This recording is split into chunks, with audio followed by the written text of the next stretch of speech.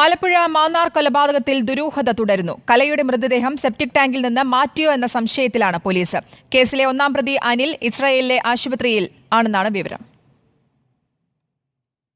കലയുടെ കൊലപാതകവുമായി ബന്ധപ്പെട്ട് പോലീസിന്റെ അന്വേഷണം ആദ്യം നീങ്ങിയത് കലയുടെ ആൺസുഹൃത്തിലേക്കായിരുന്നു.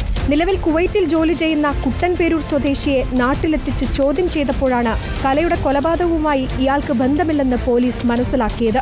പിന്നീടാണ് അന്വേഷണം കലയുടെ മുൻ ഭർത്താവ് അനിലിലേക്ക് നീളുന്നത്. നിലവിൽ അനിൽ ഇസ്രയേലിലാണുള്ളത്. ഇസ്രയേൽ ആശുപത്രിയിൽ അസുഖബാധിതനായി ചികിത്സ തേടിയിരിക്കുകയാണ് എന്നാണ് അനിൽ കുടുംബത്തെ ധരിപ്പിച്ചിരിക്കുന്നത്. ഇന്നലെ 2 മണിക്കൂറോളമാണ് അനിലിന്റെ കുടുംബത്തെ പോലീസ് ചോദ്യം ചെയ്തത്. പക്ഷേ അനിലുമായി സംസാരിക്കാൻ പോലീസിന് ഇതുവരെ സാധിച്ചിട്ടില്ല. അനിലിന്റെ ഈ അസുഖം ഇസ്രയേലിൽ തന്നെ തുടരാനുള്ള നീക്കത്തിന്റെ ഭാഗമാണെന്നാണ് പോലീസിന്റെ വിലയിരുത്തൽ.